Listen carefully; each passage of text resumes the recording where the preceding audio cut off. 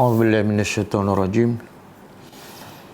Bismillahirrahmanirrahim. Alhamdulillahirabbil alamin.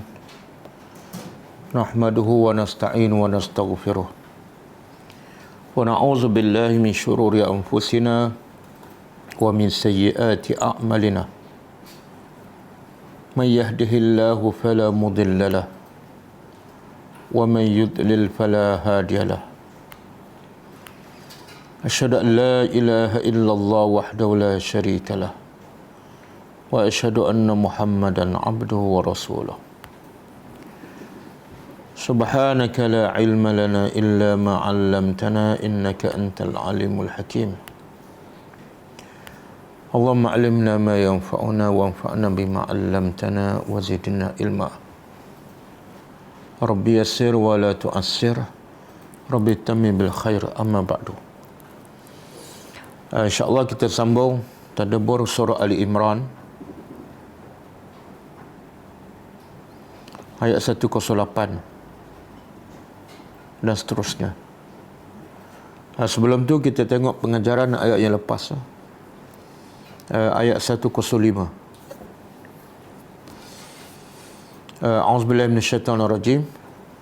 Wala takunu kalladzina tafarraqu wa ikhtalafu min ba'di ma ja'ahumul bayyinat wa ulaika lahum azabun azim. Ya, maksud dia, dan janganlah kamu menjadi seperti mereka yang berpecah belah, wa ikhtalafu, dan mereka berselisih, min ba'di ma ja'ahumul kitab, min ba'di ma ja'ahumul bayyinat, setelah datang kepada mereka keterangan-keterangan.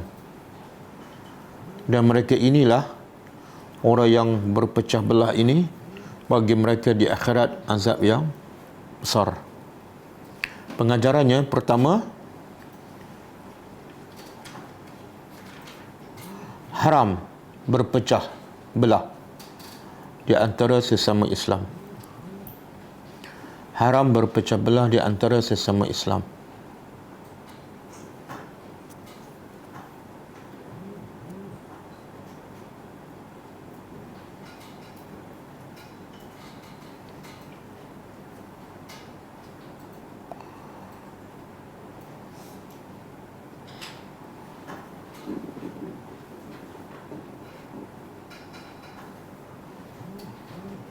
Iaitu hati-hati tidak bersatu,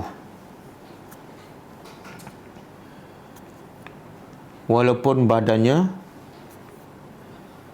nampak bersatu.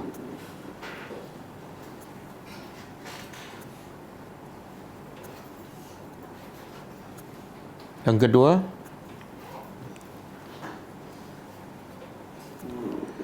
asas untuk bersatu dan tidak berpecah ialah berpegang dengan Al-Quran dan Sunnah.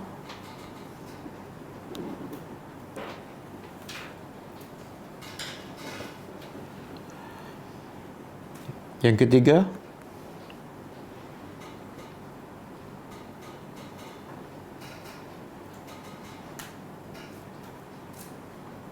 ahli kitab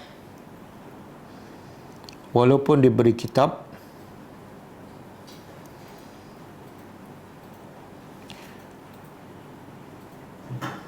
dan telah datang kepada mereka keterangan yang jelas, mereka tetap berpecah. Mereka tetap berpecah belah.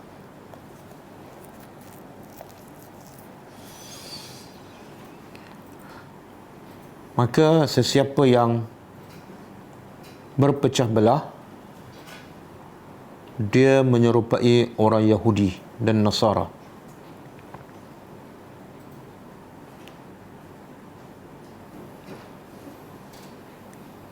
Yang keempat,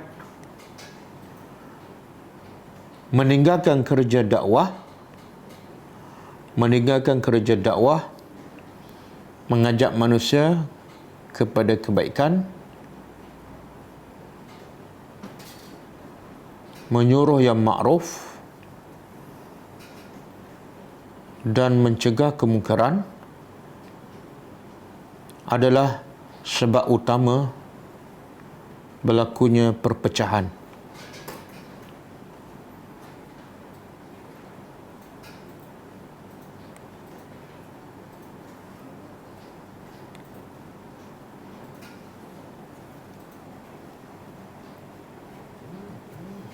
Yang kelima, berpecah belah setelah datang keterangan yang jelas tentang kebenaran adalah dosanya lebih besar daripada berpecah belah dalam keadaan kebenaran tidak jelas atau tidak sampai.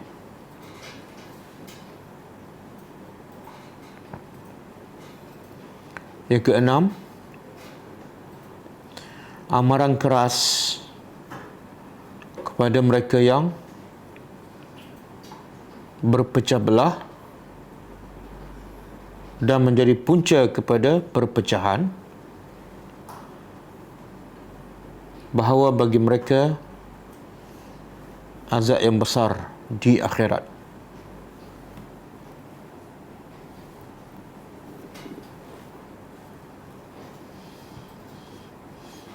Okey, ayat 106. Yauma tabyaddu wujuhun wa taswaddu wujuh. Wa ammal ladzina aswaddat wujuhuhum akafartum ba'da imanikum hadzuqul azab bima kuntum takfurun. Antara bentuk azab di akhirat dan juga nikmat ialah pada hari itu manusia terbagi kepada dua. Satu yang mukanya putih, iaitu orang beriman, dan kedua yang mukanya hitam, iaitu orang yang tidak beriman. Adapun orang-orang yang mukanya hitam, Allah berkata kepada mereka, adakah patut kamu kufur kepada Allah setelah kamu beriman? Maka rasalah azab yang pedih disebabkan kekufuran kamu. Pengajarannya, pertama, wajib mengingati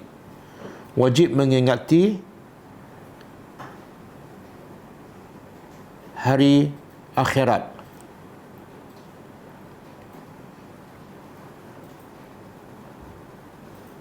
Yang azabnya sangat dahsyat.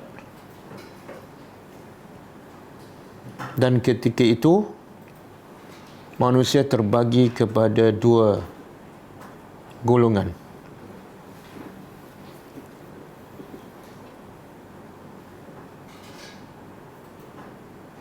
Golongan yang beriman, mukanya putih, dan golongan yang tidak beriman, mukanya hitam.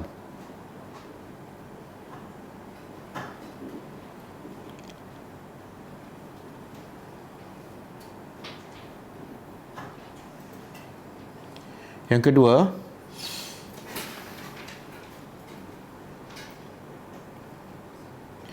beriman dengan hari akhirat termasuklah beriman dengan hari kebangkitan,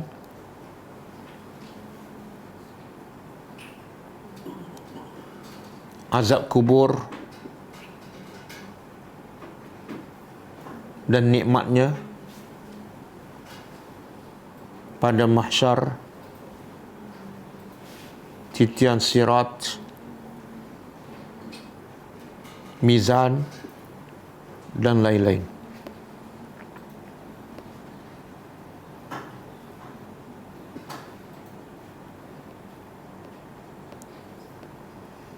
Yang ketiga, orang-orang kafir akan diazab di akhirat dalam dua bentuk. Pertama, azab dari segi fizikal, Dan kedua, azab dari segi mental.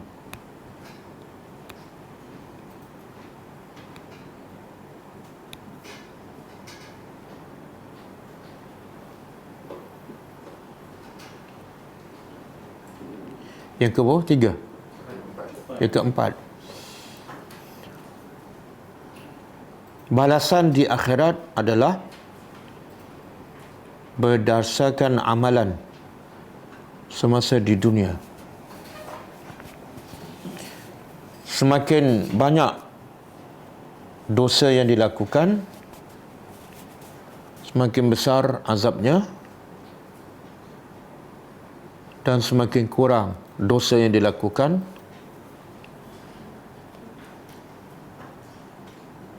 semakin kurang azabnya.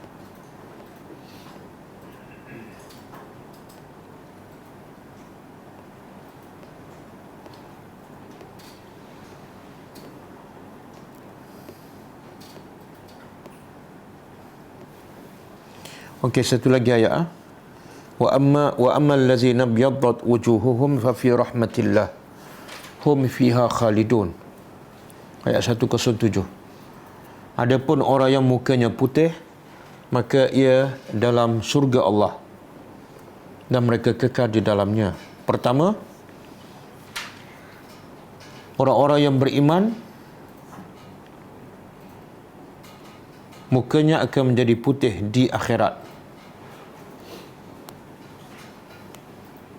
dan mereka akan memasuki syurga Allah.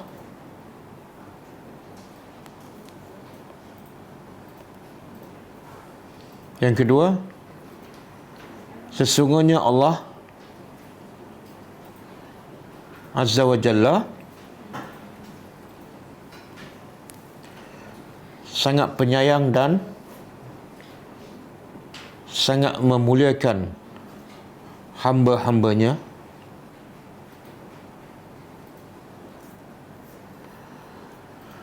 dengan memberi balasan yang terlalu besar dan kekal abadi kepada hambanya yang beriman, walaupun amalan yang dilakukan adalah terlalu kecil dan sedikit.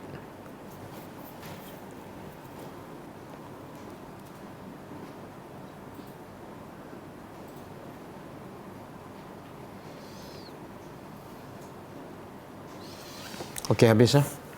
Kita sambung tadabbur ayat seterusnya.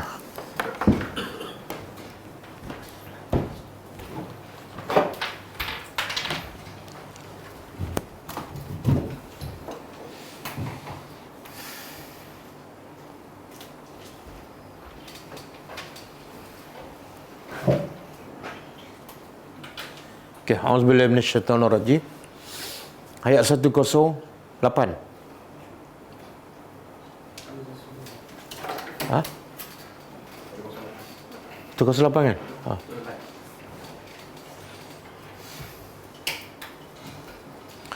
Ayat ni lebih kurang kesimpulan kepada apa yang Allah sebut sebelum ayat ni.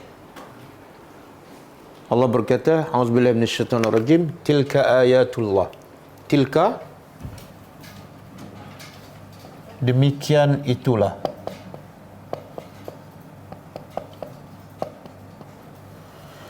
Dalam bahasa Arab, kalau kita belajar bahasa Arab, tilka tu termasuk dalam kategori apa? Kita belum belajar lagi.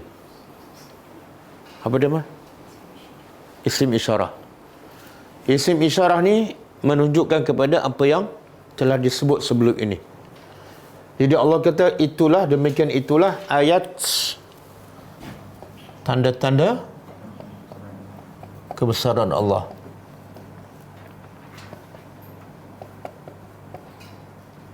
Apa tu? Apa tu tanda-tanda kebesaran Allah? Yang disebut sebelum tu, iaitu kalau siapa yang bertakwa, siapa yang mati dalam keadaan beriman, siapa yang berpegang dengan hablullah, siapa yang tidak berpecah, siapa yang mengajak manusia kepada kebaikan, menyuruh yang ma'ruf dan mencegah kemungkaran, bagi mereka adalah syurga. Wajah mereka akan menjadi putih dan mereka adalah orang yang berjaya. Manakala yang tidak beriman, tidak berpegang pada kitab Allah, hasilnya mereka akan berpecah dan di akhirat besok mukanya hitam dan akan dimasuk dalam azab yang semua itu adalah tanda-tanda kebesaran Allah. Dan ada juga ahli tafsir mengatakan ayat Allah ni juga bermaksud ialah semua ayat-ayat Allah. Bukan ayat yang lepas saja. Semua ayat-ayat Allah dalam Al-Quran. Itulah ayat Allah yang natluha.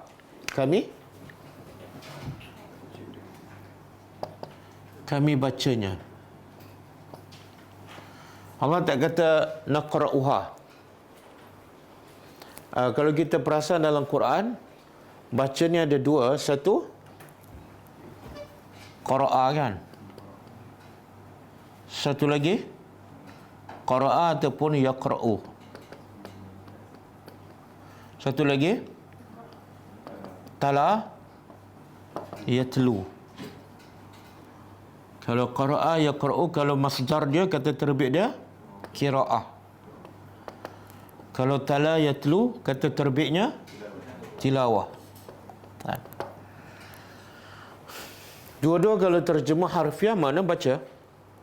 Tapi yang kalau kita perasan yang banyak diguna dalam Al-Quran, qara'a yaqra'u ataupun tala yatlu. Tala yatlu. Apa beza dia? Kalau Quran ni baca, dan sebenarnya bila baca tu bermaksud kena fahamlah. Kena faham. Tidak ada arahan membaca tapi tidak dikehendaki kefahamannya. Baca semata-mata baca, tidak ada. Manakala tala yatlu, ada satu lagi. Baca, faham dan siapa nak bagi sebelum ni? Kalau tilawah dia mesti ada dua. Satu, qira'ah. Yang kedua, ittiba'. Bila sebut tilawah, satu baca, satu ikut. Kalau baca, qira'ah mungkin dua maksud saja, baca dan faham. Tapi kalau sebut tala, mana baca, faham dan ikut. Apa dalil? Tala tu, tala yatulu tilawah, bermakna baca dan ikut. Apa dalilnya?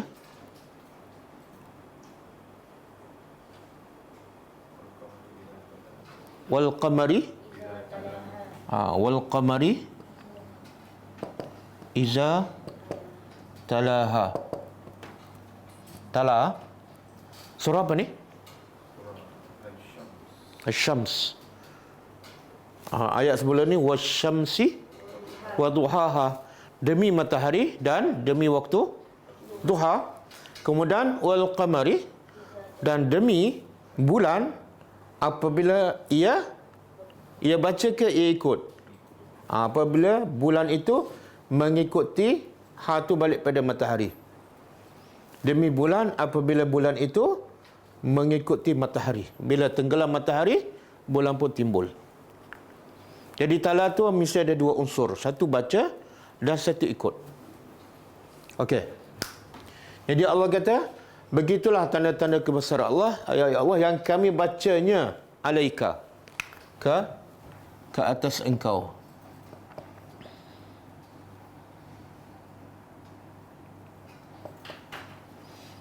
Okey.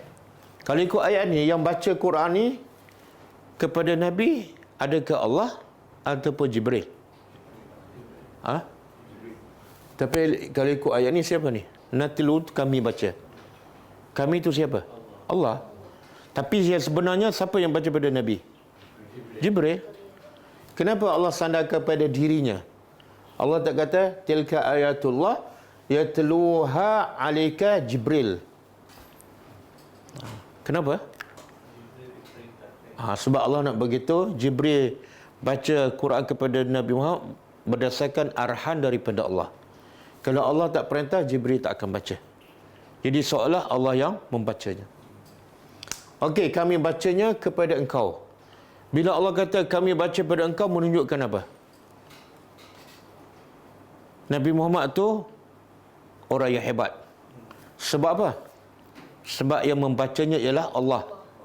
Allah Tuhan yang Maha Agung, satu-satunya Tuhan yang berhak disembah, dan pastilah risalah yang dibawa oleh Allah satu benda yang hebat.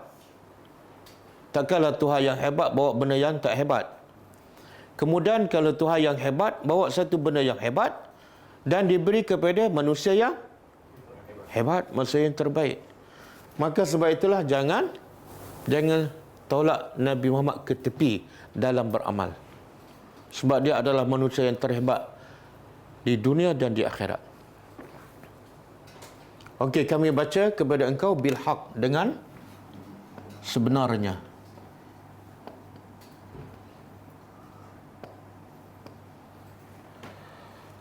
Okey.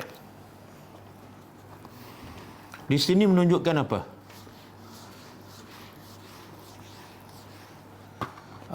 Kami bacanya ke atas engkau dengan benar. Apa makna benar? Ada dua maksud. Pertama, iaitu semua isi kandungan ayat-ayat Allah adalah benar. Tidak ada satu pun yang dusta. Yang kedua, Al-Quran itu benar-benar diturunkan oleh Allah, bukan dicipta oleh Nabi Muhammad. Sebab orang musyrikin kata apa kepada Quran? Rekaan Nabi Muhammad, Allah kata tak, dia benar-benar diturunkan oleh Allah. Okey. Jadi di sini Allah nak beritahu pentingnya apa? Baca. Pentingnya baca. Cuba buka surah Fatir ayat 29. Pentingnya baca dan ikut ajaran Al-Quran. Surah Fatir ayat 29. Innal lazina. Kuat sikit dek. Innal lazina yatluna kitab Allahi wa aqamas salata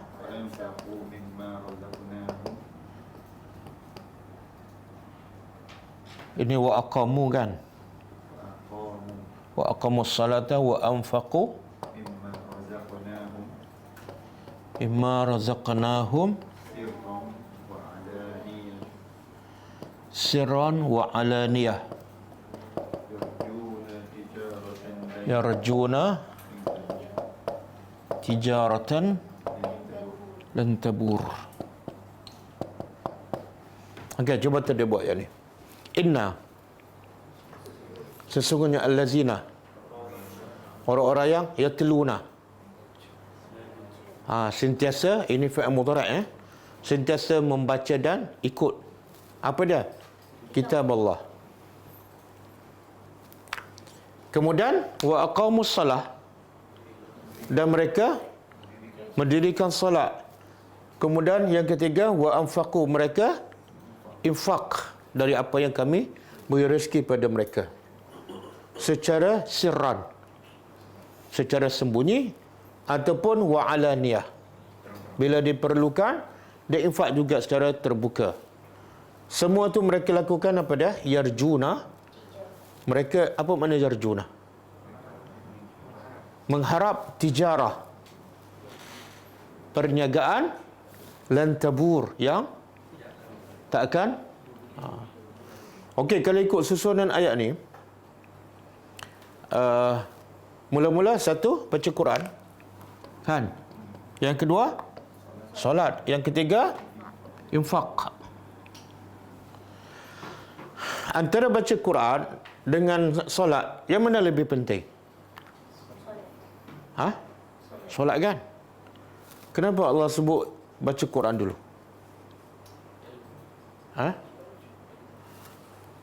Kalau kita tengok rukun Islam, ada tak rukun pertama atau kedua baca Quran?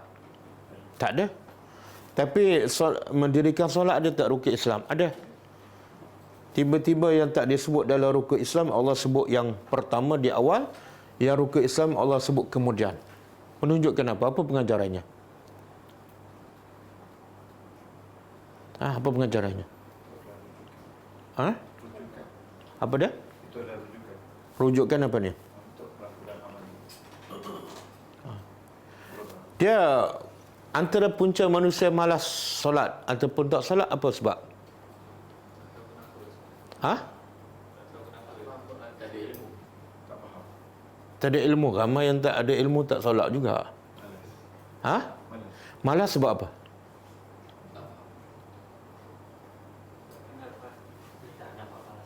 Tak nampak balasan. Sebab solat ni dapat pahala, tapi pahala nampak tak? Okey. Kenapa dia tak nampak balasan tu? Balasan ni benda gaib. Kenapa dia tak nampak? Ha? Semua cerita-cerita benda gaib, pahala ke akhirat ke, ada sebut dalam Al-Quran. Jadi Allah nak beritahu, kamu tak mungkin solat dengan sempurna, dengan khusyuk dan rajin, melainkan kamu dah yakin dengan hari akhirat, dengan balasan Allah. Dan semua cerita akhirat ada dalam kitab Allah. Jadi asas nak solat, mesti faham Al-Quran.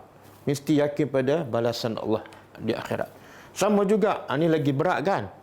Antara solat dengan infak, yang mana lagi berat? Ha? Betul. Kalau orang suruh kita solat 20 rakaat setiap malam, dengan orang suruh kita infak 500 sebulan, yang mana kita dahulukan? Ha? Solat kan? Ha, sebab apa? Ha, yang solat tu tak keluarkan duit. Bak keluar duit ni kan? Jadi apa pendorong utama untuk kita keluar?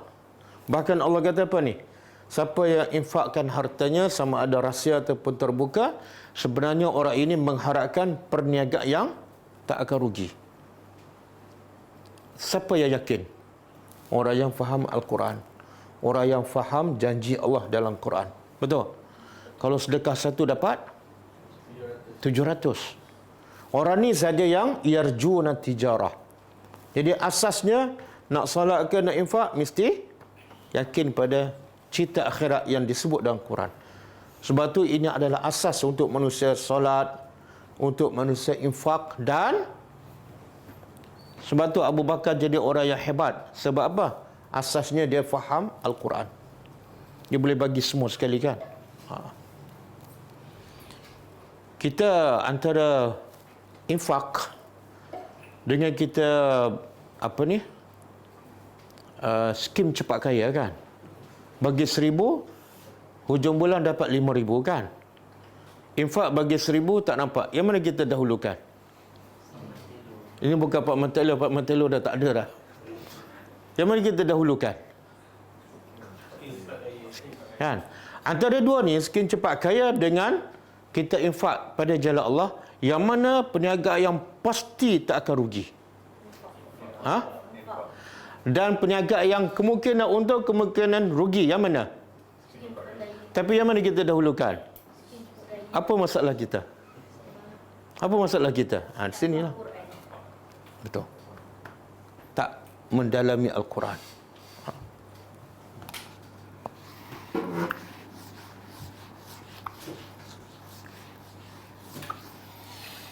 Okey, kemudian Allah kata wa mallah, dan tidaklah Allah yuridu menghendaki zulman, kezaliman lil alamin, kepada apa makna alamin? Kita dah belajar sebelum ni, ada alamin makna dia semua selain daripada Allah. Ada makna alamin jin dan manusia. Ada alamin makna manusia saja. Tapi dalam konteks ayat ni, alamin apa dia? Semua sekali. Kepada sekalian alam ataupun semua makhluk.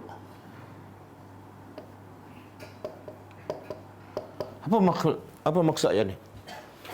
Allah kata, begitulah tanda-tanda kebesaran Allah yang kami bacanya kepada engkau dengan benar, wahai Muhammad.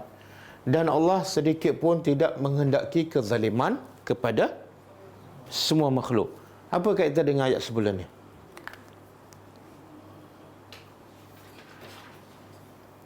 Allah azab tak orang-orang yang tak beriman, yang masa kat dunia tak buat kerja dakwah, yang kat dunia berpecah belah? Allah azab tak mereka?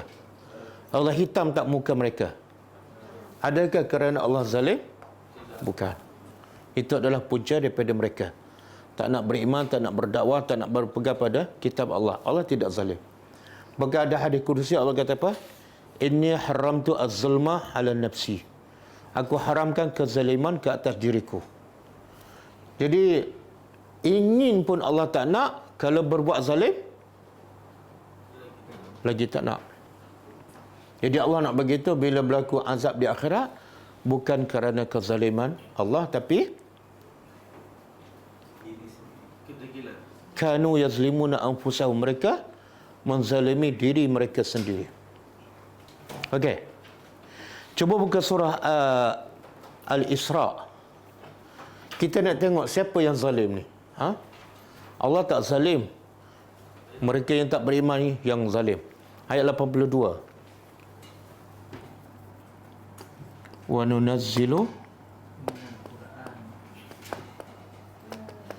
minal Qur'ani ma shifaa'un wa rahmatun lil mu'minin. Kemudian wala yazidu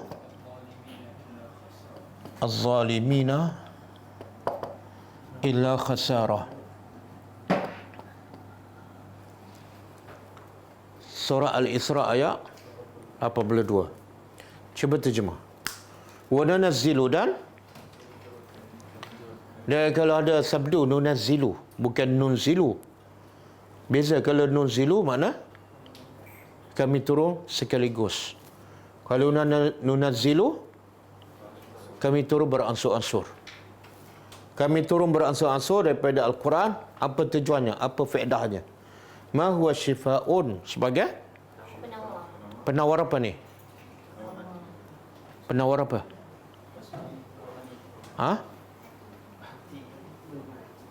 Penawar hati.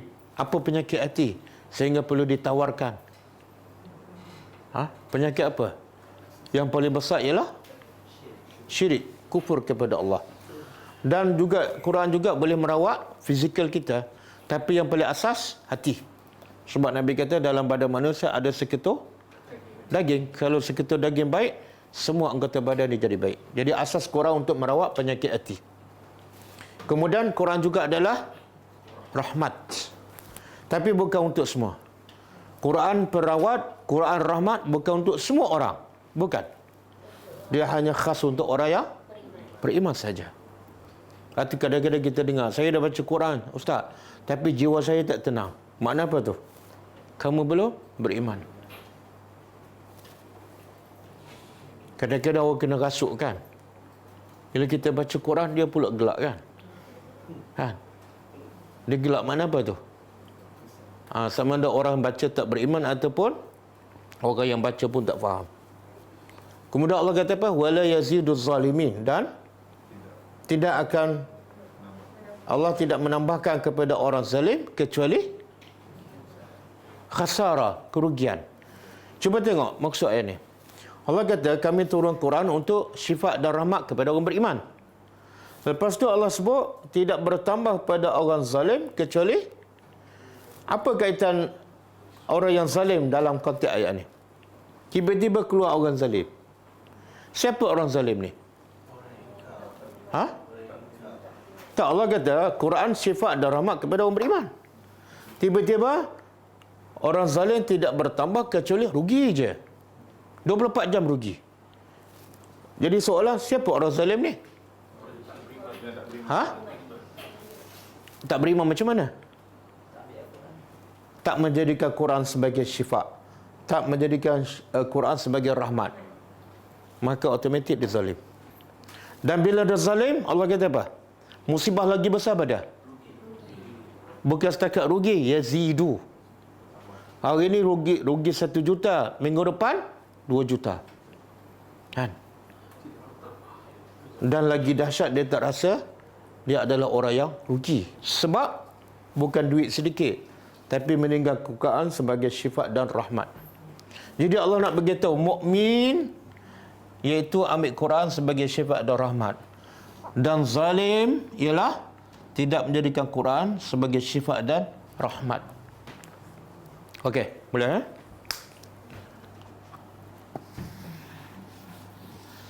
Kemudian Allah kata apa?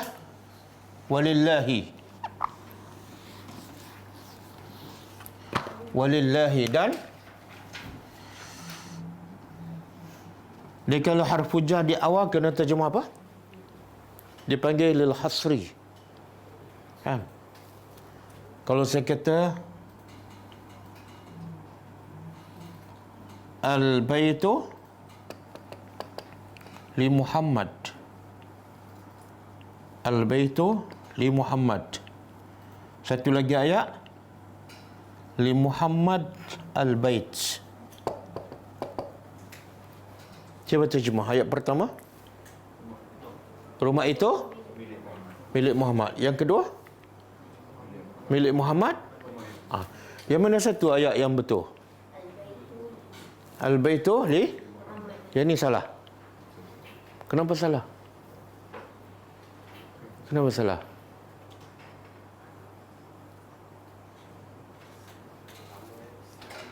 Kalau bahasa Melayu ada tak? Rumah ni milik Muhammad. Satu lagi milik Muhammad. Rumah ni ada tak? Oh, tak pernah ambil BM lah? Oh, tak pernah. Saya rasa tak ada. Ayat yang ni bahasa Melayu ada. Tapi yang ni rasanya macam tak ada je. Kan? Milik saya kereta ni. Tak ada. Mana ada orang cakap macam tu? Kereta ni milik saya kan? Bukan milik saya kereta ni. Tapi bahasa Arab ada. Bahasa Arab dua-dua ada. Dan maknanya berbeza. Yang atas ni al-baitu li Muhammad. Rumah itu milik Muhammad. Yang bawah milik Muhammad rumah itu. Apa beza dia?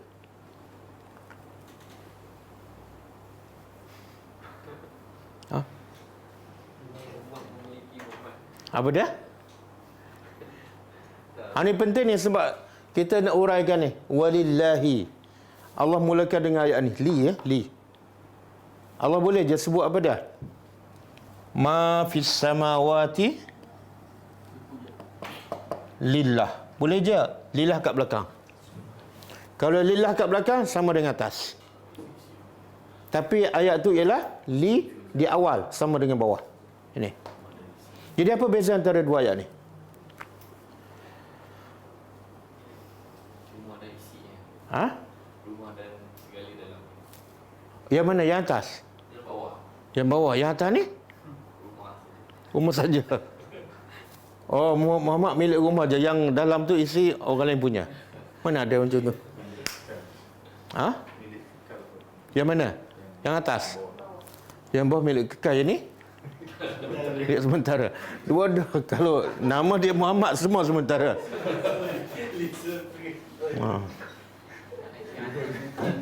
Apa dia? Yang mana? Yang atas ni? Rumah itu milik Muhammad. Dan mungkin boleh tambah. Boleh tambah ayat. Wa Zaidun. Wa Zaidin. Boleh tambah. Rumah itu milik Muhammad dan boleh tambah. Dan juga milik Zaid. Dari segi ayat betul. Tapi kalau saya mula dengan li di hadapan, kena terjemah apa? Hanya milik Muhammad rumah itu. Kalau saya tambah wa Zaidun, memang dia tak erti bahasa Arab. Memang dia tak erti bahasa Arab. Bila sebut li di awal, salah tambah ni. Sebab makna dia jadi hanya milik Muhammad. Beza tak makna? Beza. Sebab tu ayat tu mula dengan apa? Jadi kena terjemah dan hanya milik Allah. Ma fis samawat, apa yang di langit. Ini langit ini banyak ni. Langit-langit. Berapa lapis? 7. Wa ma fil ardi, dan apa yang di bumi. Bumi juga berapa lapis? 7. Dua-dua 7, ha? Yang langit 7 lapis ada dalil? Cuba sebut. Tak payah buka ayat tu, memang kita hafal pun. Surah Mulk kan? Allazi khalaqa sab'a samawat. Kan surah Mulk. Oh, tak hafal lagi. Okey, itu dalil langit 7 lapis. Kalau dalil bumi 7 lapis,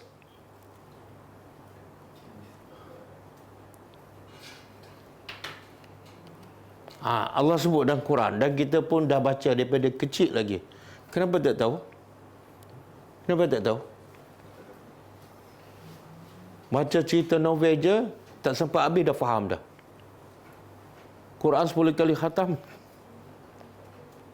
Surah At-Talaq ayat 12. Kan? Surah At-Talaq ayat 12. Betul ke?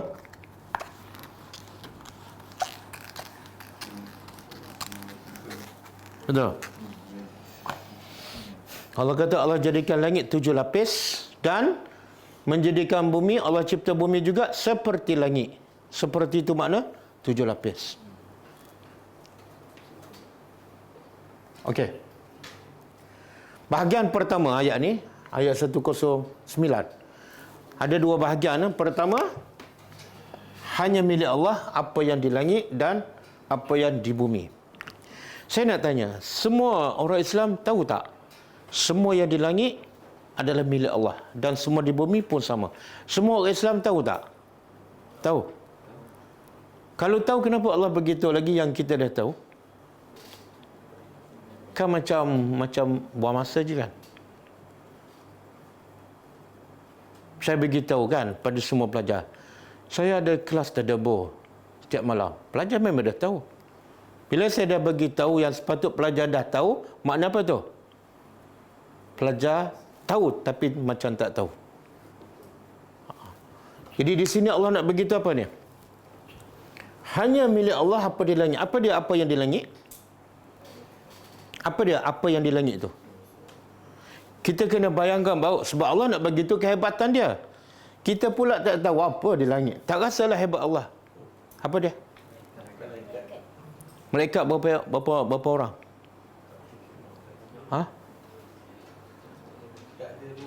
Dia langit ada 7 lapis. Setiap lapis langit penuh dengan malaikat. Kalilah 7 lapis. Satu. Yang kedua, Nabi kata, tidak ada ruang di langit yang sebesar 4 jari, melainkan semua penuh dengan malaikat. Jadi langit dah besar, 7 lapis. Makna pencipta dia lagi hebat. Kemudian malaikat pula begitu ramai, lagi menunjukkan kehebatan Allah. Apa lagi di langit? Matahari, kan? Bulan, bintang. Arash. Arash tak nampak, tapi makhluk Allah yang paling besar ialah Arash. Lagi hebat ciptaan Allah sebenarnya, lagi menunjukkan kehebatan pencipta. Okey. Kemudian apa yang di bumi? Apa dia apa yang di bumi?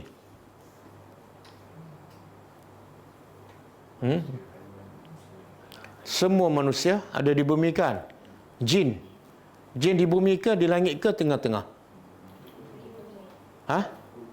Di bumi. Pernah jumpa? Tak pernah. Habis bumi mana ni? Tak nampak. Dalam rumah ni ada tak jin? Ada. Oh, jin Islam. Macamlah kita ni baik sangat. Jin Islam je ada kan? Tak ada. Siapa yang tak fokus tu, mana ada jin kafir bersama. Okey, semua manusia, semua jin, semua tumbuh-tumbuhan, semua haiwan, semua hanya milik Allah. Dan kalau kita tanya orang Islam, percaya tak semua di langit, semua di bumi milik Allah? Dia akan jawab, ya betul. Tapi Allah bukan setakat nak bagi tahu semua tu milik dia. Ada sesuatu yang Allah nak sampai pada kita, yang kadang-kadang kebanyakan orang tak faham ataupun tak menghayati. Apa dia? Kalau saya katakan, saya ada kebun durian, Musangking, 1 ekar. Saya ada 50 buah banglo mewah. Saya ada 100 buah kereta Merc. Bila saya cerita tu, apa perasaan orang yang mendengar tu terhadap saya? Kagum. Lepas kagum dia buat apa? Bodek kan? Itu orang Melayu lah. Kaya je nak bodek kan? Mana ada tak tindakan susulan? Mula-mula rasa hebat. Lepas tu ada tindakan, betul? Itu baru manusia, baru ada 100 ekar. Tiba-tiba Allah cerita semua di langit, semua di bumi adalah milik dia. Kita ada rasa apa-apa tak? Ada rasa tak? Kehilang dari rasa. Kita tak rasa kan? Sebab kita tak rasalah. Kita tahu tapi tak rasa. Sebab tu Allah bagi tahu supaya kita hayati. Dan kalau kita rasa, kita hayati, Tuhan yang kita sembah 5 kali sehari, pemilik 7 lapis langit, semua di langit, semua di bumi, semua adalah milik dia. Patut tak kita takut pasal rezeki? Patut tak? Kan? Tapi kadang-kadang ada tak rasa risau pasal rezeki? Ada tak? Kenapa ada risau?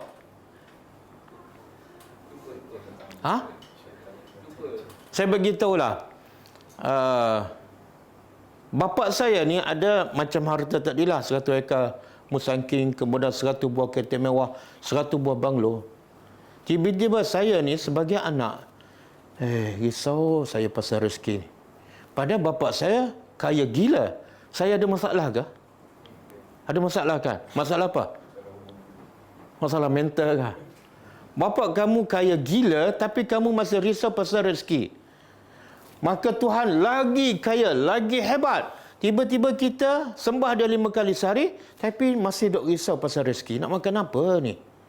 PKP apa semua kan? Pelik tak? Mana kita ada masalah dengan Allah. Betul? Jadi kalau kita yakin ayat ni, pasal rezeki kita tak takut. Pasal masa depan kita tak takut. Dan kita tak akan takut pada sesiapa pun. Sebab orang yang kita takut tu, ada tak memiliki 1 lapis langit je? Ada. Orang yang kita takut tu ada tak memiliki apa dia? 100 ekor jin? Tak ada. Tapi ada tak kita rasa takut pada orang, takut pada tu, takut pada ni? Ada tak? Kadang-kadang menyebabkan solat kita tak khusyuk. Sebab apa? Memikirkan macam-macam pasal rezeki. Solat tak khusyuk. Asyik baca 3 kul je, nak cepat sudah aja. Pada sembah Tuhan yang maha hebat. Tapi bila bersebar dengan kawan, bukan 3 kul, surah Baqarah. 2-3 jam bersebar dengan kawan. Pada kawan, tak adalah 7 lapis langit. 1 ekar tanah pun tak ada. Tapi kita bagi masa pada dia berjam-jam. Bagi masa pada Tuhan pencipta 7 lapis langit, sekejap je. Kita ada masalah tak dengan Tuhan? Sebab tu Allah nak tekankan. Kenapa benda ni tak masuk dalam hati kamu? Kenapa masih takut pada si fulan? Kenapa masih takut pada rezeki? Sedangkan Tuhan yang kamu sembah, pemilik segala-galanya. Okey. Sebab itulah Nabi dan sahabat bila Allah perintah hijrah, tinggal semua harta. Senang tak mereka hijrah? Bila Allah perintah Nabi Ibrahim sembelih anak Ismail, senang tak? Senang. Sebab akidah ni. Okey. Wa ilallah, dan sama juga ila di hadapan kena terjemah hanya kepada Allah. Turja'u dikembalikan. Al-umur segala urusan. Bila sebut segala urusan, apa dia? Contoh.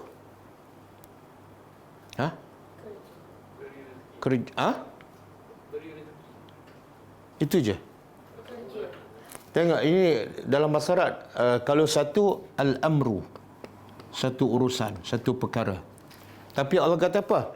Jamaah plural, semua urusan dikembali pada Allah. Iaitu urusan akhirat kamu, urusan dunia kamu, urusan keluarga kamu, urusan cari rezeki kamu, semua akan dikembali kepada Allah untuk dihisap dan dibalas. Bila kita dengar ayat ni, kalau kita ada hati, kalau hati kita bersih, kita akan takut dan kita akan pastikan apa saja kita buat mesti yang Allah redha, sebab akhirnya dikembali kepada Allah. Kita berbeza tak bila kita buat kerja untuk bos kita dengan kita solat untuk Tuhan kita? Berbeza tak cara kita? Beza. Yang mana kita buat lebih cermat, lebih berhati-hati, lebih cantik? Yang mana satu? Kenapa? Sebab kita yakin kerja kita akan dicek oleh bos. Tapi kita lupa kerja bos pun akan dikembali pada Allah, kerja ibadat pun akan dikembali pada Allah. Tapi yang dikembali pada Allah tak masuk dalam kepala. Sebab tu solat cincai, solat kadang-kadang lambat, kadang-kadang solat sunat pun tak sempat, kan? Jadi yakin ayat ni semua urusan kita walaupun sebesar zarrah, semua akan dikembalikan. Tidak ada sesuatu yang terlepas.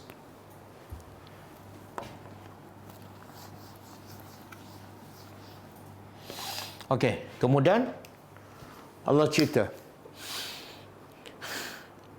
setelah orang beriman buat berapa benda? 5. Satu? Sebelum tu. Ya ayyuhallazina amanu ittaqullaha haqqa tuqatih. Bertakwa pada Allah dengan sebenar takwa. Yang kedua, jangan kamu mati melainkan kamu betul-betul Islam, serah diri sepenuh pada Allah. Yang ketiga, hablum minallah, iaitu berpegang betul-betul kepada Al-Quran dan Sunnah. Yang keempat, jangan bercerai-berai, jangan berpecah. Yang kelima, sebut nikmat dan berdakwah, mengajak manusia kepada jalan Allah, termasuklah menyuruh yang makruf dan kalau kamu buat semua tu, ayat ni, kamu menjadi khaira ummatin, umat yang terbaik. Kalau buat 5 benda, barulah kamu jadi umat yang terbaik. Jadi nak jadi umat terbaik ada kaitan tak dengan pangkat, dengan harta? Ada kaitan? Tak ada kaitan langsung. Kemudian Allah kata kamu umat yang terbaik. Ukhrijat, dikeluarkan. Linnas, untuk manusia. Apa maksud ni? Apa maksud? Kamu umat terbaik dikeluarkan untuk manusia.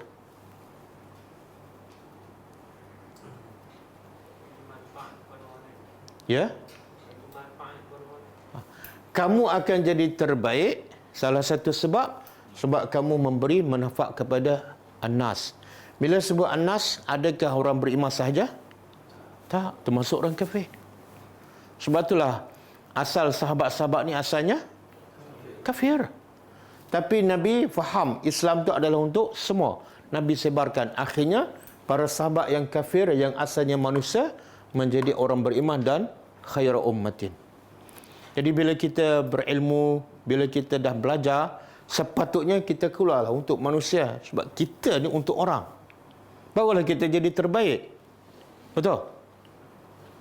Ahabbun nasi ilallah, orang yang pada Allah cinta ialah orang yang paling banyak memberi manfaat pada manusia. Kalau duduk dalam kelas je, dia tak akan menjadi yang terbaik. Okey. Kemudian dalam banyak-banyak sifat, umat yang terbaik ini Allah sebut secara khusus.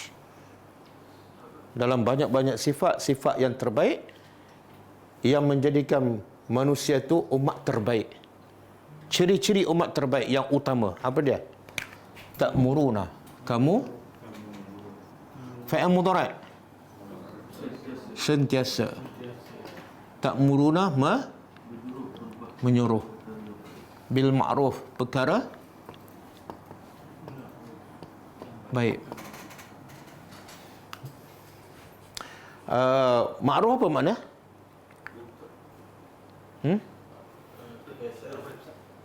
apa yang dianggap baik oleh agama, bukan yang dianggap baik oleh masyarakat. Kadang-kadang masyarakat anggap benda itu baik tapi bercanggah dengan agama, kan? Apa yang dianggap baik oleh agama kamu suruh. Dan watanhauna, dan kamu sentiasa mencegah anil munkar, dari kemungkaran. Apa pula makna kemungkaran?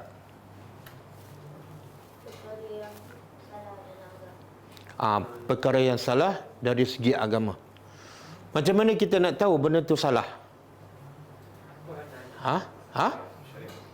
Melalui Quran dan hadis. Quran saja yang menceritakan benda ni mungkar, benda ni makruf. Begitu juga hadis.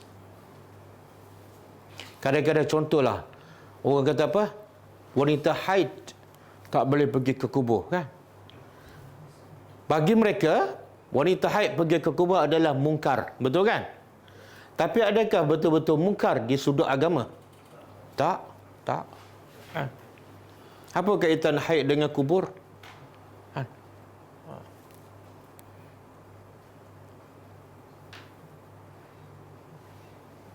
Okey. Kemudian Allah kata apa? Wa tu'minuna, dan kamu beriman kepada Allah. Okey. 3 benda. Ciri-ciri utama umat terbaik. Kalau ada ni, terbaiklah umat tu. Kalau tak ada, buruklah umat tersebut. Apa dia? Pertama, suruh yang kedua, yang ketiga, antara suruh yang makruf dengan beriman, yang mana lagi penting? Beriman, kan? Yalah, nak suruh yang makruf mesti ada asas iman. Kalau dia tak beriman, mana boleh suruh benda yang makruf, betul? Kalau tak ada iman, mana boleh dia mencegah kemungkaran? Sepatut tu'minun di awal lagi. Tapi kenapa Allah sebut yang ketiga dikemudiankan? Itu tadabbur. Itu tadabbur.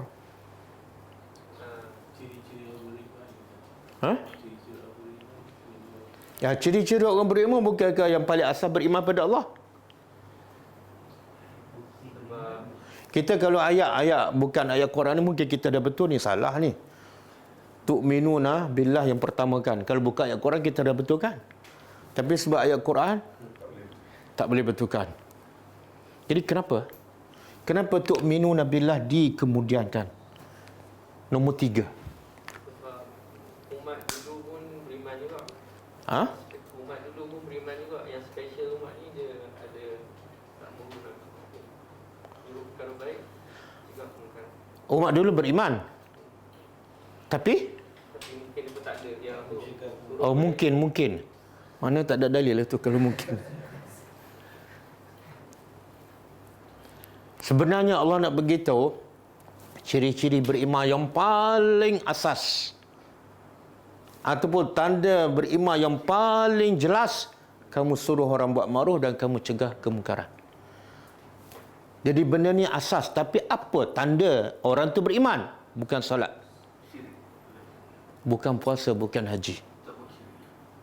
Iaitu kamu suruh orang buat makruf. Makruf yang paling besar apa dia? Makruf yang paling besar dan utama, ajak manusia beriman, mentauhidkan Allah. Dan ciri-ciri utama kamu beriman ialah melarang manusia benda mungkar. Kemungkaran yang paling besar, syirik pada Allah. Jadi Allah nak begitu asas manusia beriman kepada Allah. Tapi tanda beriman yang paling jelas, ada benda ni, berimanlah. Kalau tak ada, tak beriman. Apa dia? Dia prihatin. Tengok orang syirik, dia tak boleh duduk diam. Dia suruh benda yang makruf. Boleh faham? Dan inilah ciri-ciri umat yang terbaik. Dulu, ada tak umat yang terbaik? Ada tak dulu? Siapa? Ada tak Allah sebut apa? Ya Bani Israel, ya Bani Israel. Sambung. Ya Bani Israel. Banyak ayat ya Bani Israel. Sambung je lah yang mana-mana. Ha? Ya Bani Israel, uzkuru ni'mati ya allati an'amtu alaikum. Apa tu? Itu ayat lain lah tu. Apa? Itu ayat umat Nabi Muhammad tu. Wa anni faddaltukum 'alal alamin. Okey, surah Baqarah, cuba terjemah. Wahai Bani Israel, uzkuru ni'mati. Ingatlah nikmatku ke atas kamu yang begitu banyaklah. Kan? Dan antara nikmat yang terbesar ialah wa anni faddaltukum. Sesungguhnya aku telah lebihkan kamu alal alamin dibanding dengan bangsa yang lain.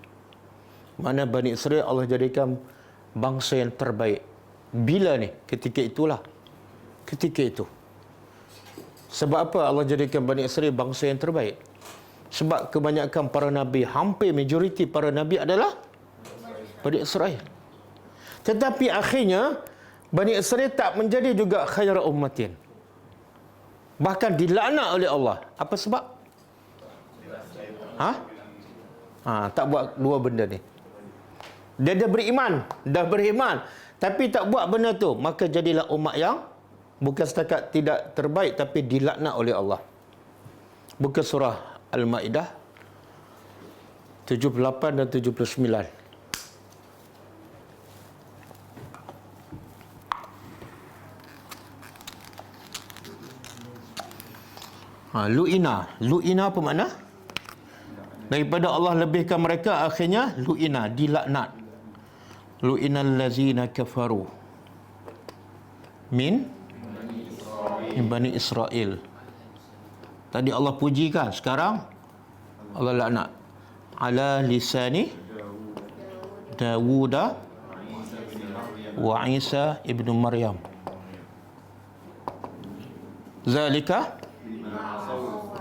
Zalika bima asaw wa kanu ya'tadun. Ini 87 kan? 78. 79. Kanu la yatanahawna an munkarin fa'aluhu. Okey, cuba terjemah. Lu'ina, telah dilaknat. Apa makna laknat? Jauh daripada rahmat Allah. Siapa ni? Allazina kafaru, orang yang kafir, min Bani Israel, daripada kalangan Bani Israel. Di mana mereka dilaknat ni? Ala lisani Dawud. Makna apa? Melalui kitab Nabi Daud. Apa kitabnya? Zabur. Wa Isa ibni Maryam. Dan melalui kitab Injil. Apa sebab mereka dilaknat? Asalnya mereka dimuliakan. Zalika, demikian itu, bima asaw, disebabkan mereka derhaka. Asaw tu derhaka, maksiat. Dan wakanu ya'tadun, dan mereka melampau. Allah sebut secara umum, Allah tak sebut spesifik. Apa maksiat mereka, apa kelampauan mereka, sampai dilaknat. Tapi ayat seterusnya Allah sebut secara spesifik. Apa dia? Kanu adalah mereka dulu la yatanahawna. Ni tidak mencegah an munkar, daripada kemungkaran yang sama-sama mereka lakukan. Kerana ni lu'ina. Mereka beriman tak? Beriman. Tapi jadi tak umat yang terbaik? Tak. Bahkan dilaknat apa sebab? Bukan sebab tak beriman, tapi tidak Okey. Jadi kalau kita faham ayat ni, kalau Bani Israel pun dilaknat, hanya tidak mencegah.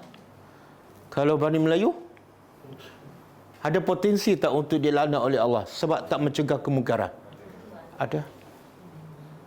Saya nak sebut kepada semua pelajar lah. Bila kita macam ayat tadi kan, surah Fatir ayat 29. Allah suruh baca Quran dulu, tadabbur dulu, faham betul-betul perintah Allah, larangan, yakin pada hari akhirat, barulah Allah kata solat kan. Tapi ramai orang kita Quran tak faham, sunnah Nabi pun tak faham, dan mereka pun solat. Akhirnya ada yang solat, isteri buka aurat. Mungkar tak? Dia pergi solat, tapi dia cegah tak kemungkaran yang dilakukan oleh isterinya? Ada kemungkinan dia dilaknat. Kenapa tak ada kemungkinan? Sebab Bani Israel lagi mulia daripada kamu pun dilaknat. Dan saya pernah sebutkan apa dalam hadis sahih. Nabi kata punca turun ayat ni apa dia? Sebab turun ayat ni. Siapa ingat? Nabi kata Bani Israel ni mula-mula dia jumpa kawan dia yang buat kemungkaran. Dia tegur, ittaqillah. Benda ni halal, benda ni haram. Tinggalkan. Kawan dia tak dengar. Besok, hari kedua dia tak tegur. Hari ketiga, dia duduk bersama kawan dia yang buat mungkar. Bukan setakat tak tegur, duduk bersama. Jadi kawan baik. Turun ayat ni, mereka dilaknat. Ramai tak orang-orang kita pergi solat tapi duduk bersama isteri yang buat mungkar? Duduk dengan kawan yang tak solat dan tak tegur. Ada kemungkinan tak dilaknat? Tengok, bila kita baca Quran baru kita tahu. Rupa-rupanya banyak lagi yang kita buat salah. Banyak lagi benda yang kita kena perbetulkan. Ada yang mak bapak okey, tapi anak dia buka aurat, pakai seluar ketat, keluar bersama. Pagi keluar solat subuh berjemaah. Tengah hari keluar ke Maidin. Anak pakai seluar ketat dengan mak bapak yang pakai tudung labuh. Apa makna? Apa makna? Bukankah itu bermakna dia redha dengan kemungkaran? Ya, dia tak cegah. Takutlah, wahai ibu bapa, takutlah kepada ayat ni, daripada ayat ni. Inilah tadabbur. Bila tadabbur, kita akan faham dan kita akan laksanakan terus. Itu makna tadabbur. Bila tadabbur, faham tapi tak amal, itu belum tadabbur. Okey. Sebab itulah, kerja menyuruh yang ma'ruf dan mencegah kemungkaran, kerja wajib setiap individu ataupun wajib kepada orang tertentu je? Setiap individu. Buktinya apa ni? Allah melaknat Bani Israel sebab dia duduk dengan kemungkaran, dia tak cegah, tak kira siapa dia. Dan sebab itulah ibu bapa perlu tekankan kepada anak-anak ketika mendidik. Apa dia? Tugas utama kamu bukan jadi cikgu, bukan jadi YB, bukan jadi Perdana Menteri. Tapi tugas utama kamu sebagai hamba Allah ialah buat yang makruf dan suruh orang buat makruf. Kamu jangan buat mungkar dan halang orang daripada. Inilah kerja utama yang sepatut kita tanam pada anak-anak daripada kecil lagi. Dan kalau kita tengok apa yang Luqman ajar kepada anaknya masa kecil. Apa dia Luqman ajar pada anaknya masa kecil? Ya bunayya, satu, aqimis salah. Itu yang sebelum tu jangan syirik apa semua kan.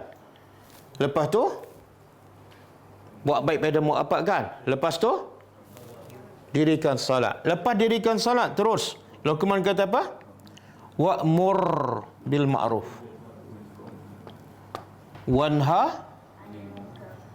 wanha anil. Logiknya mak bapak bila suruh anak solat, bila mak bapak suruh anak solat, lepas suruh anak solat, biasa mak bapak sepatut suruh apa? Anak. Dah solat kan? Okey, pergi tidur. Dah solat kan? Pergi makan. Tapi Luqman kata apa? Dah solat kan? Pergi suruh orang buat makruf. Cegah orang buat mungkar. Nampak tak? Jadi ini menunjukkan Luqman faham tanggungjawab setiap manusia, termasuklah anak dia, ialah menyuruh manusia buat makruf dan mencegah kemungkaran daripada kecil lagi. Dan sebab itulah perintah Luqman yang seterusnya kepada anaknya apa dia? Wasbir ala asabaka. Bila kamu suruh orang buat makruf, ada ujian tak? dan nak larang orang buat mungkar kan? Pakcik, jangan mengumpat pakcik. Pakcik kata apa? Pakcik makan garam dulu tau. Masa tu kena sabar. Daripada kecil lagi Luqman ajar anaknya, sabar bila kamu buat kerja. Jangan melenting, jangan marah, jangan melawan. Sabar. Dan lepas ni apa dia? Luqman perintah pada anaknya. Ayat selepas ni. Wala tusair khaddaka. Baru tahu tak hafal rupanya. Wala tusair khaddaka linnas. Jangan kamu palingkan pipi kamu daripada manusia. Jangan bila jumpa orang jangan buat macam tu. Kenapa? Apa kaitan dengan ni? Apa kaitan? Solat, suruh orang buat makruf, cegah mungkar. Lepas tu, bila jumpa orang, jangan palingkan pipi. Jangan berpaling ke arah lain. Apa kaitan dengan ni? Adab manusia. Ialah apa kaitan dengan suruh yang makruf dan cegah kemungkaran? Jangan sombong. Kenapa jangan sombong? Kamu bila nak berdakwah, kamu nak orang dengar. Bila kamu sombong, orang dengar tak? Jangan. Bila kamu sombong, awal-awal lagi, kamu jadi penghalang kepada dakwah sampai. Kena rendah diri. Kan? Maknanya, apa yang diajar oleh Luqman, betul-betul untuk menjadi manusia yang khaira ummatin. Boleh faham?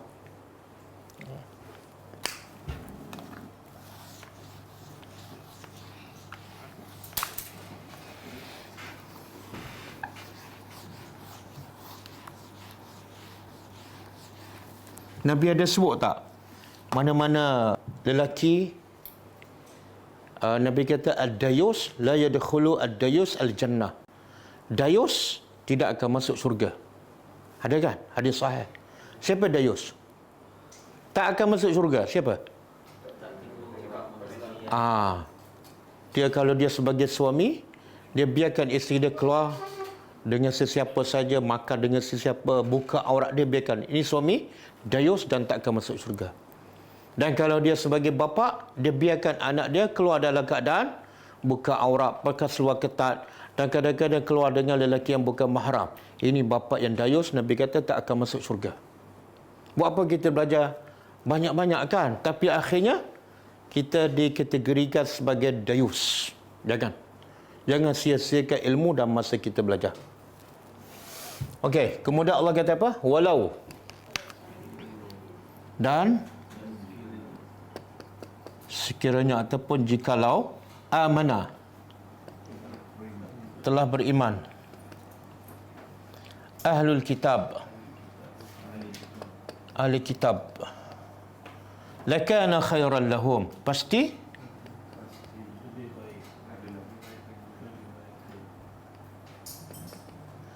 lebih baik bagi mereka.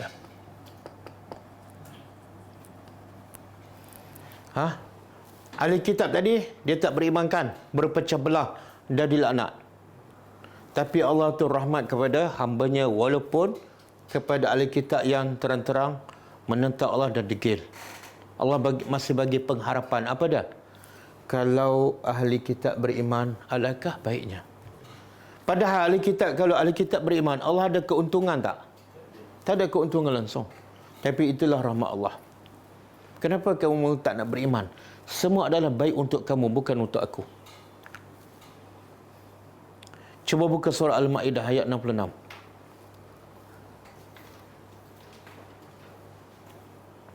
Kalau ahli kitab Yahudi dan Nasara beriman, Allah beritahu apa kelebihannya.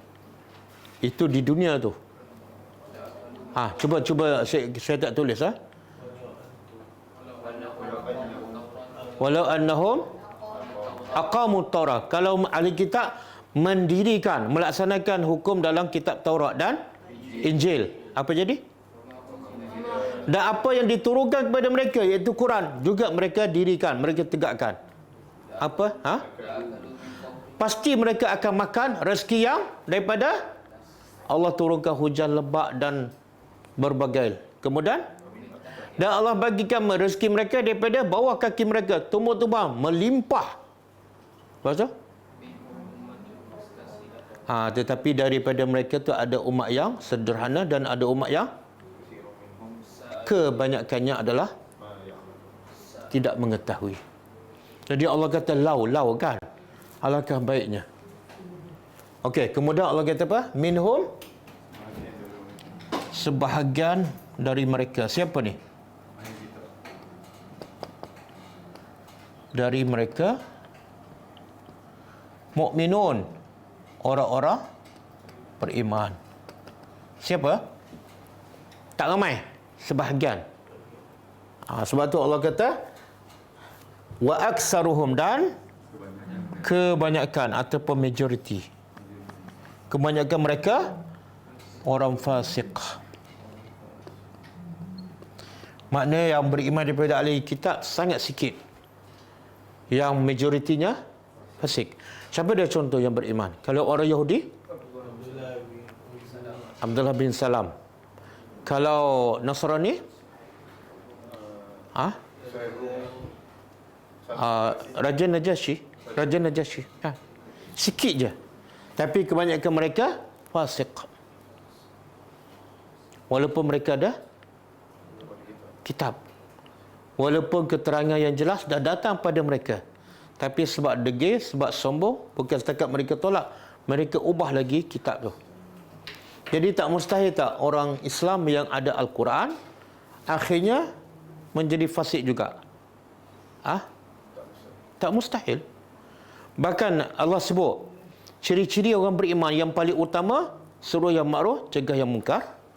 Ciri-ciri orang munafik pula, apa dah? Ciri-ciri orang munafik. Cuba buka surah At-Taubah ayat 67.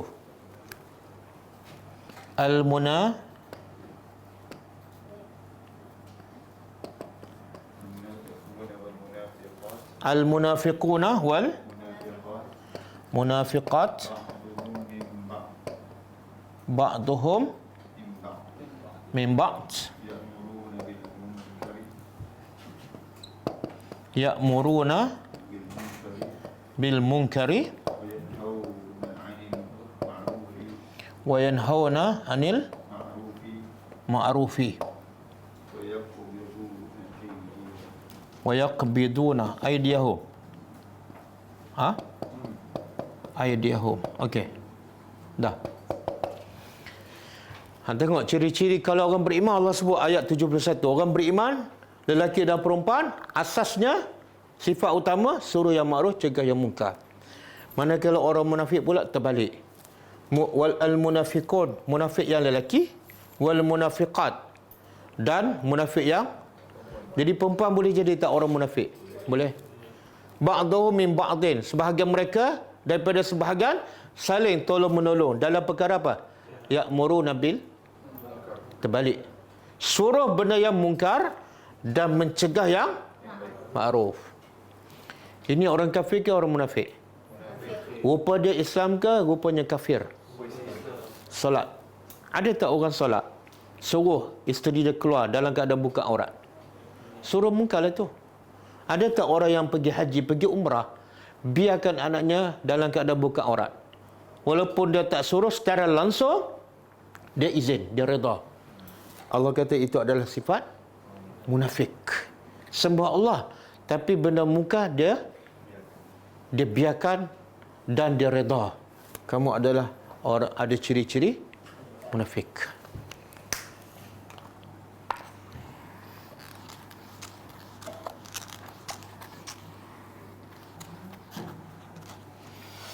Okey, cukup lah.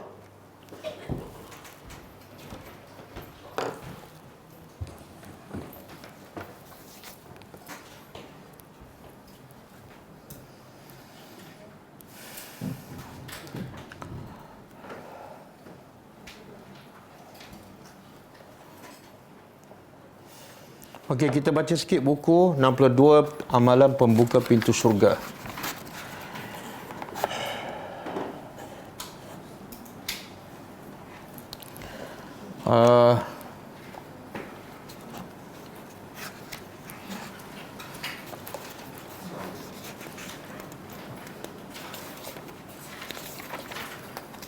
Muka surat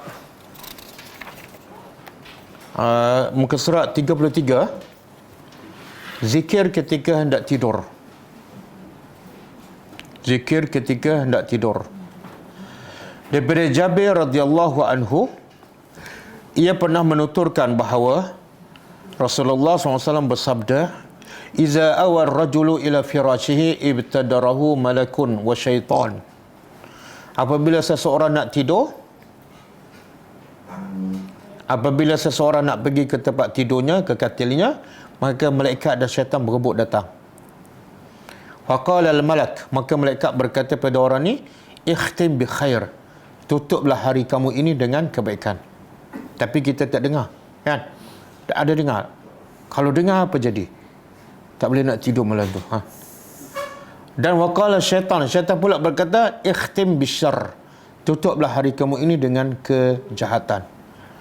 Fa'in zakarallah, sekiranya orang tu sebut nama Allah, summa nama, kemudian dia tidur, dia sebut nama Allah, dia baca zikir, dia tidur, batal malaku yakla'uhu, maka malaikat akan sentiasa menjaganya sepanjang dia tidur. Jaga daripada apa ni? Segala musibah, perkara yang tidak baik. Fa'iza stayqaza, apabila dia bangun tidur, qala al-malak, malaikat pula berkata, "Iftah bi khair." Mulakan hari kamu ini dengan amalan ataupun perkara yang baik. Syaitan juga cakap, "Iftah bi syarr." Syaitan kata pada orang ni, bila bangun tidur, mulakan hari kamu dengan buruk. Tak payah solat subuh, tak payah solat sunat, kan? Terus pergi kerja. Fa'in qala, tapi sekiranya orang ni yang dah tidur baca doa dan bangun, dia berkata, "Alhamdulillah allazi radda alayya ruhi." Ini doa setelah bangun tidur. Segala puji bagi Allah allazi radda, yang telah mengembalikan kepada aku roh aku. Bila kita tidur, roh kita ke mana? Keluar, kan? Bila bangun tu makna roh kita dah masuk balik. Kita pun ucap apa? Segala puji bagi Allah yang telah mengembalikan roh ke dalam badanku. Walam yumitha fi manamiha, dan dia tidak mematikan roh aku ketika dalam tidur. Alhamdulillah, segala puji bagi Allah yang yumsikus samawat. Ini antara zikir yang daripada sunnah Nabi yang patut kita baca. Segala puji bagi Allah yang menahan langit dan bumi antazula, daripada hilang ataupun daripada jatuh. Wala in zalata, sekiranya kedua-dua itu, langit dan bumi, hilang, in amsakahuma min ahadin min ba'di, tidak ada seorang pun yang boleh menahan langit dan bumi daripada jatuh ataupun pecah kalau Allah lepaskan. Innahu kana haliman ghafura, sesungguhnya Allah Maha Haliman, Maha Sabar, iaitu tidak menurunkan azab kepada manusia walaupun berhak diturunkan azab. Ghafura, dan Allah Maha Pengampun. Alhamdulillah, segala puji bagi Allah allazi yumsikus sama, yang menahan langit antaqa'a, daripada jatuh, alal ardi, ke atas bumi, kecuali dengan izinnya. Kalau Allah izinkan jatuh, jatuhlah. Fa'in waqa'a, kalau orang ni baca kemudian dia jatuh daripada katilnya, famata dakhal jannah, dia pun mati, masuk syurga. Mati apa tu? Mati jatuh katil. Katil dia pula tinggi, kan? Dengan sebab dia mati dan dengan sebab dia baca doa, dia masuk syurga. Boleh? Oh, Ustaz, saya tak nak mati lagi. Mati bukan pilihan. Mati bukan pilihan.